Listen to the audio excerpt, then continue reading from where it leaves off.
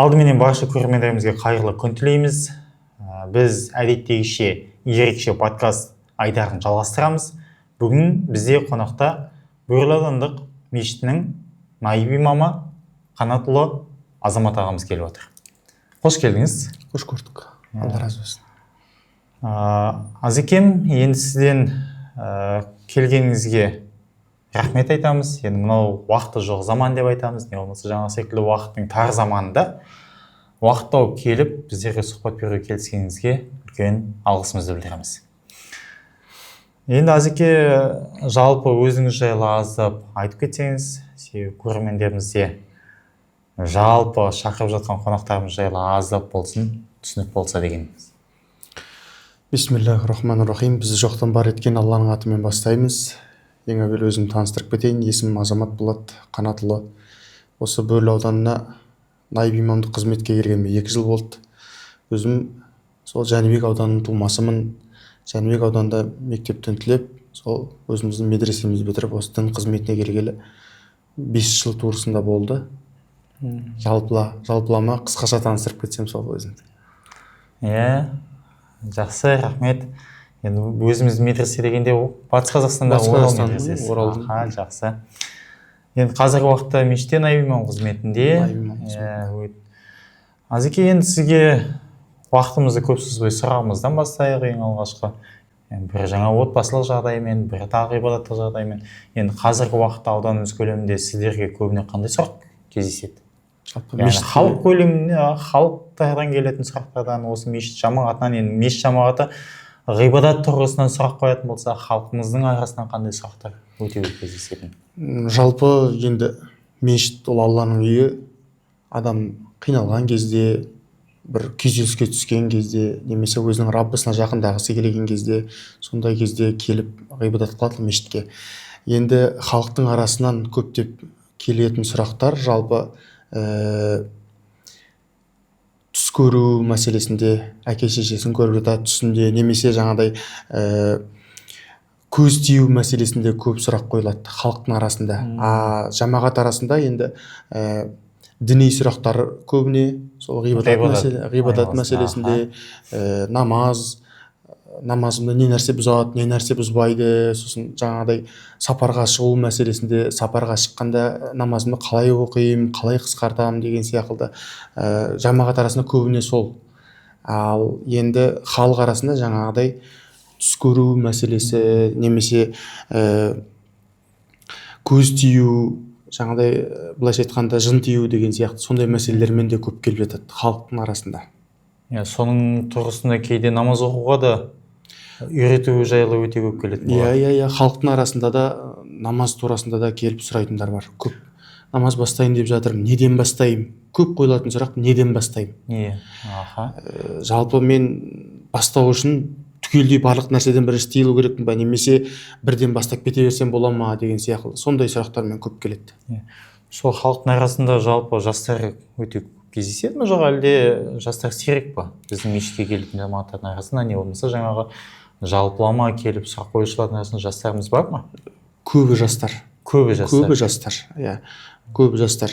Намазға тұру мәселесінде, ғибадат мәселесінде, мысалға ораза, кейбір жастар көбі қиыншылыққа түсіп, сол қиыншылықтан шығу жолынан былайша айтқанда ақыл сұрайды. Ақыл сұрап, осындай жағдайға түсіп қалдым, қалай шешсем болады, немесе отбасылық жағдайларда жолдасыммен осындай бір сөзге келіп қалдым, немесе тағысын тағы деген сияқты отбасылық жағдайларға да байланысты көп сұрақтар келеді. Біз білеміз, енді мешіттің жаңағы қызметкерлері тек қана мешіт ауласында емес, жалпыма халықтың арасында да діни рәсімдерді орындайды. Енді кейбір жерлерде біздер жолығатын кезде халықтың арасында мынандай бір тенденция байқаған секілдіміз. Мешітке бар ма, мешітке жаңағы жас балдардың баруына қарсымыз деген секілді. Яғни баратын болса, бір ағымдардың қатарына еріп, не болмаса жаңағыдай бір дұрыс емес бір ағымдардың жаңағыдай ой пікір бөліп жатқан көрмеген секілдіміз. Бірақ не үшін бұндай нәрсе халықтың ойында қалып қойды? Жалпы ата-аналар көбіне баласына мешітке барма, мешітке жақындама, намаз оқитын адамға жақындама деу арқылы сол нәрсемен ата ананың былайша айтқанда ойы баланы сол жат діни ағымдардан сақтандырам деп ойлайды. Жалпы мешітке баламды жібермесем, баламды сол жаңағыдай жат діни ағымдардан сақтандырам деп ойлайды. Енді мысалы мынандай бір мысал келтірейік. Бала кезімізде барлығымызда, енді біздер енді сол бала кезімізде таршылықтың бір шет жағын көріп қалған заманда өмір сүрдік қой. Былай қарап тұрсаңыз, үйде әжелеріміз былайша айтқанда анау кәмпит нелер тығып қоятын еді бала кезімізде. Оны бермейтін. Ұрлап жедік қаншамасы. Сонда әжелеріміз айтатын еді: ой, мына бала тығып қойсам да тауып алып жейді, тығып қойсам да тауып алып жейді дейді. Сонда қарап отырсаңыз, 3-4 балаңыз болса, бір отбасыда 3-4 баланың бір екеуі сондай болады. Сол Құдайға жақын болады, сұрағын қояды, ата-анасына жаңағыдай Құдай деген қалай, дін деген қалай деген сияқты сұрақтар қояды. Бірақ ол ата-анасы жаңағыдай оған ондай сұрақ қойма, мешітке баруға болмайды деп сөйтіп жаңағыдай бір қорғаған іспеттес болады. Бірақ енді бірақ уақыт өтеді. Уақыт өтеді. Ол бала студент болады, қалаға барады, өз еркіне өз жауап беретін кезге келеді.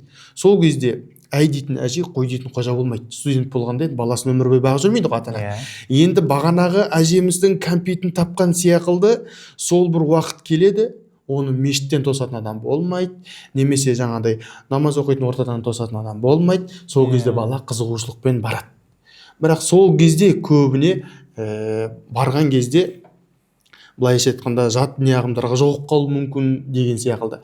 Бірақ мешітте ондай нәрсе жаңағыдай бірінші имамға келіп жолығатын болса, бала онда жаңағыдай ешқандай былайша айтқанда ондай бір қадамға бармайды. Сұрағына көкей толды жауап беру. Немесе қанағаттандырарлық жауап беріп, немесе соны маманына апару. Өйткені қазақ атам айтады ғой, шымшықты сойса да қашапшының өзі сойсын дейді. Сол сияқылды бала сондай сұрақ қойған болса, немесе сондай нәрсеге қызығушылық танытқан болса, сол секілді балаға көкейтесіз сұрақтар болса, ата-ананың ең бірінші өзі білсе өзі жауап берген дұрыс. Болмаса, мана айтқандай, шымшықты сойса да қашапшының өзі сойсын дейді, маман иесіне апарып, сол көкейіндегі сұрағының жауабын беру керек. Сол кезде бала болашақта студент болған кезде де, былайша айтқанда, әрбір компьютердің өзінің антивирусы болады. Өзі вирус келгенде оны жойып отыратын. Сол сияқты балаға оң мен солды үйретіп, дін жағынан да оң мен солды көрсету ата-ананың міндеті. Содан кейін бала ешқандай жат ағымға да бармайды, ешқандай былайша айтқанда ілеспе топтарға да ілеспейді. Яғни айтқан кезде мынаны жауып қойып, ешқай жермен араластырмайын деу шешім емес. Мұндай шешім емес, иә. Оны баланы тосып отыру ол ешқандай шешім емес. Ол түбі жаңағыдай ішіндегісі бәрібір сыртына шығады. Дұрыс айтасыз. Сен жалпы айтқан кезде мешіт ешқандай жаман тәрбие бермейді ғой. Бірақ жаңағы ата-ананың да мешітке барудан қорқу емес, мешітке дұрыс бағытпен бара алуын қамтамасыз еткені шешім болады деп. Енді біздер көбіне ақсақалдардан не болмаса жиындардан естіп қаламыз ғой, жаңағы секілді кәмелет жасына толмаған бала мешітке апармаңдар, біз қарсымыз. Жаңағы секілді мешітке кіргізген кезде ата-анасымен болса да ол әлі толмаған, ештеңе айырамайды, сәлефилер тола деген сияқты бірақ әңгімелер бар, бірақ та бір толық шешімін табатын нақты бір соңы жоқ секілді көрінеді. Енді ондай дүниелер өте көп қой, енді халқымыздың арасында бірі қорса, бірі сескене қарайды, бірі деген сол нәрсені дұрыс есебін бағыттайды. Енді сіздің ойыңызда жаңағы енді бастаймын, не болмаса жаңағы ата-ананың қорқытым деген баласына ең алғашқы не ұсынар едіңіз? Не кітап, не істеу қажет деген секілді бір жол ұсынар едіңіз? Яғни жат ағымдарға не болмаса сондай бір дұрыс емес идеологияларға еріп қалмау үшін. Жалпы мен өзім бала кезден осы дін саласынан қызығып, бала кезімнен сол имам болсам деген бір арманым бар еді. Сол кезде үйдегілерге бір марқұм енді әжем мен атама риза болатыным. Енді балада осындай бір қызығушылық болса, мен айтар едім тыңдармандарға, былайша халыққа баланы апарып, жаңағыдай имамның қолына ұстатқан жақсы. Ол керегін содан сұрайды, жаңағыдай ары қарай білімін жетілдіріп кетеді. Енді бала алса алады, алмаса сол былайша айтқанда базовый фундаментін алып, соларға. Жалпы осындай бір кітап үйрену не болмаса тағы да басқалай дін үйреніп жатқан кезіңізде басынан қызық оқиғаларыңыз өтті ме осы жайлы? Енді алғашқы келген кезде біздер жаңағы секілді көреміз ғой әртүрлі, әжетханаға барса біреуіне бір нәрсе айтады, анау бір нәрсе дейді, тағы да бір нәрсе, сөйтіп жатқан кезде ең соңында кейбір әрекеттері күлкілі әрекет секілді көрінетін. Сол секілді бір өзіңіздің басыңыздан алғашқы намаз бастап не болмаса алғашқы осы дінді үйреніп бастаған кезінде қызық оқиғалар өтті ма? Иә, болды ондай жағдайлар, ондай жайттар бәрінде де болады деп ойлаймын. Сол ең алғаш намаз бастап жүргенде сол енді таң намазының уақыты сағат 3-те кіреді, кейде 4-те кіреді, жаздың уақыттарда ертелік кіреді. Сол ауылда таң намазын оқу үшін енді дәрет аламыз таңмен. Енді үлкен жауапкершілік, дәрет алып, свет жағып, бүкіл үйдегінің бәрін оятып, сөйтіп намаз оқитынбыз. Сонда үйде атам сол нәрсенің бәрін куәгер болып көріп жүреді. Сосын бір күні ауылдың имамын көріп, ауылдың имамына барып айтатын көрінеді: ана бала намазға тұрды, енді оған қарсы болған жоқпыз. Бірақ енді оны таң намазын сағат 4-те оқиды. Уақытын бір 9-ға қарай жылжытып берсеңдерші деп сөйтіп айтатын көрінеді.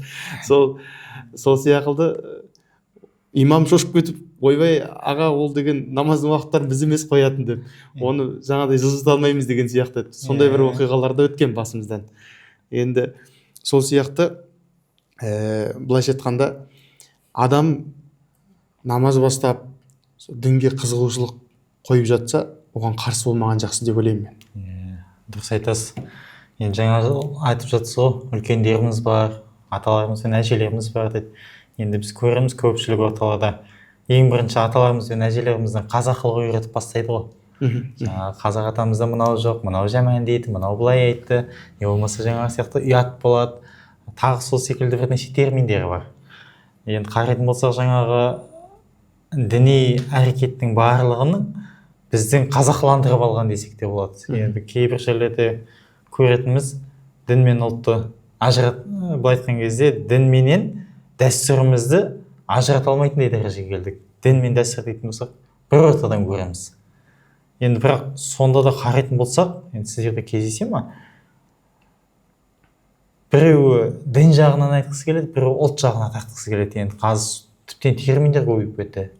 Діншіл, ұлтшыл деген сияқты. Осыған не айтасыз жалпы? Былайша айтқанда фанатизм дейді ғой. Қазіргі кезде фанатизм өте көп. Сол фанатизмді көріп, жаңадай елім, жерім дейтін азаматтар өздерін ұлтшыл жариялап жатыр. Біреулердің фанатизмге еріп, басқа бір елдің салтына келіп, басқа бір елдің киімін киген, соны көріп, елім, жерім деген азаматтар шығып, неге біз елімізді әріптемеске, неге біздер өзге ұлттың киімін киюіміз керек деген сияқты. Сондай көйіп кетті де қазіргі кезде. Енді ол жерде екеуін екі бөліп қарастыратындай да жағдай жоқ. Өйткені салт пен жаңадай дін екеуі ұштасады бір-біріне. Көркем түрде ұштасады. Қарап отырсаңыз, қазақ атам баласын былай тәрбиелейді. Қазақ баланы былай тәрбиелеген дейді. Ұят болады, жаман болады, обал болады. Осы үш термин қазақты тәрбиелейді. Бала кезімізден еститініміз сол. Анан жасама ұят болады, нанның қиқын тастама обал болады, мынан жасама ұят болады, жаман болады деп қарап отырсаңыз. Ал енді осы үшеуі түбін қарасаңыз дінде тұрды.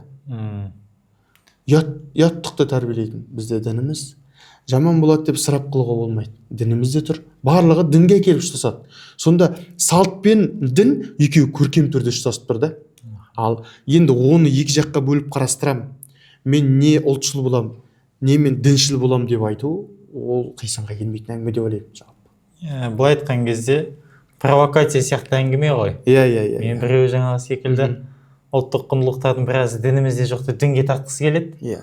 Біреу айтқысы келеді, біз деген арабтанбаймыз, не болмаса түріктенбейміз, тағы да басқалай. Тіптен біреу айтпақшы, діншілдікке, біреу ұлтшылдыққа тартып, енді өзі зорға тұрған, ынтымағымыз зорға тұрған аз ғана халықты, оның ішіндегі аз ғана мұсылманды екіге бөліп, тағы да ол екіге бөлінгенмен қоймай, жамағаттар болып бөлініп, бірнеше ортаға алып келді ғой. Енді оның өзі де не ағымдардың бір септігі болар деген ойдамыз. Енді айтатын болсақ, мешіттің айналасында, не болмаса халықтың айналасында осы секілді көзқарастарға қандай жауап бередіңіз? Жалпы енді діншіл болмаңдар, ұлтшыл болмаңдар, ортасын ұстаңдар деп айту бәріміздің неміз ғой, бірақ та қандай жол көрсете аласыз? былай болса мына нәрседен екі жаққа кетпейді ау деген. Жалпы айтатын мәселе бұл жерде салт дәстүрді дінмен қатар ұстанып, білім алып, білімді терең алу мәселесінде. Білімді терең Енді алып, барлығы деген медресеге бармайды ғой. Бірақ енді бізде жаңа қамадованікін оқыңдар дейміз, тағы басқа дейміз. Біреу ChatGPT қарап алады. Ол ChatGPT қарап алған ұрпақты айтпай-ақ қояйық. Оның өзінің бір қызығы бар. Сол секілді негізгі сайттан ба, жоқ әлде кітап оқу заманы қайтадан кері келе жатыр ма? Жалпы бұл жерде бұның шешімі білім алу. Енді өзіңіз айтқандай, кітаптың заманы кері келе жатқандай қазіргі кезде. Өйткені білім алумен бұл сұрақтардың барлығы шешіледі. Қарайсың, қалады сол жерде. Ал білім оны оқып, үйреніп, оны жүрекке сіңіру арқылы. Ал қайсы бір адам білімге жақын болса, қайсы бір адам кітапқа жақын болса, ол талас тартыстан ада болады да. Талас тартыс деген нәрсеге құштар болмайды. Ал енді білімсіз ақпаратқа жаңағыдай тойып, ақпараттан анда-мындан ақпарат алған адам, ол үнемі таласуға, бір таласқысы келіп тұрады, біреуге бірдеңені дәлелдегісі келіп тұрады. Сонымен шығады ғой. Діншілдік, ұлтшылдық болып шығатын. Діншілдік, ұлтшылдық деп сол кезде бөлініп кетеді. Енді мына жерде айтқымыз келетіні, діни басқармадан, біздің діни өзіміздің мүфтияттан ұсынылған кітаптарды оқып, соларды оқып білім алса, адам ондай нәрсеге бірізділікте болатын еді. Ешқандай жаңағыдай оңға солға тарту деген нәрсе болмайтын еді.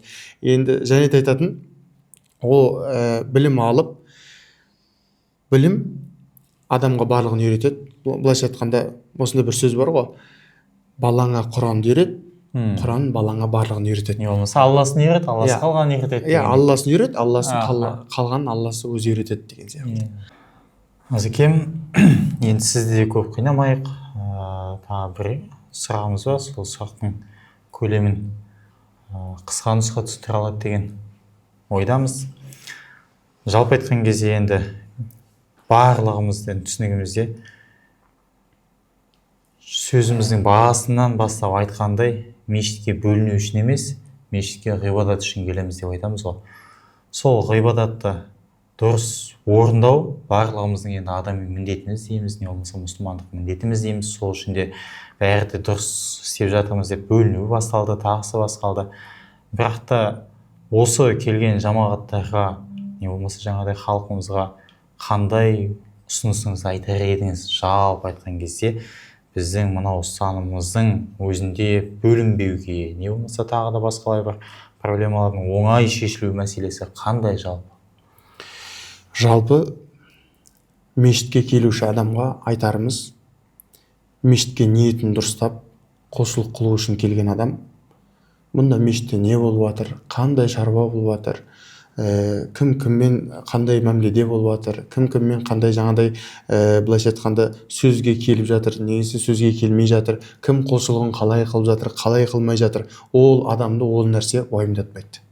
Егер ниетін түзеп, Құдай разылығы үшін, Құдай үшін құлшылық қылу үшін келген болса, бұл жерде ыс-су бар ма, жоқ па, басқа проблемалар ма, ол тек өзінің құлшылығын қылады, шығып өзінің шаруасымен кете береді. Білмей жатса имамдардан сұрайды. Білмей жатса имамдардан сұрайды. Ал енді бөлік іздеген адамға бөлік көп. Ана мәселе қалай болады, мына мәселе қалай болады. Мана айтқандай, білімсіз адам, былайша айтқанда, тартысқа түспегені жақсы. Ол алысқа бармайды. Ол бір жерден шалсады, бір жерден қателеседі деген сияқылды. Ал енді білім иелері ондай бүлікті мәселелерге жаңағыдай өздері-ақ оларды таласуға, жаңағыдай бір-бірімен таласуға нетпейді, тырыспайды. Білімді адамдар. Яғни бізде орталығымыз бар, Қазақстан мұсылмандар діни басқармасы сол жерден сұрап алады. Сайтта тұр барлық. Сұрағыңды қой, жауабы келеді. Ал енді сол тұқ етер айтқымыз келеді. Ниетті дұрыстап келуді мешітке. Мешітке келуші адамда ниетті дұрыстап, ешкімне ешқандай ілік іздемей сөйтіп келсе, онда керемет болады. Құдай да құлшылығын қабыл етеді, иншалла. Өзінде ойы тыныш болады. Дұрыс айтасыз. Рахмет Азекем, Алла разы болсын. Жұмысыңызға сәттілік тілейміз. Көрермендерімізге де мынау подкасттан көптеген пайда алды деген үміттеміз. көрермендерімізге де айтатындарымыз, алдағы уақытта бұндай подкасттарымыз тағы да жалғасады, біздермен бірге болыңыздар дегіміз келеді. Жақсы, рахмет.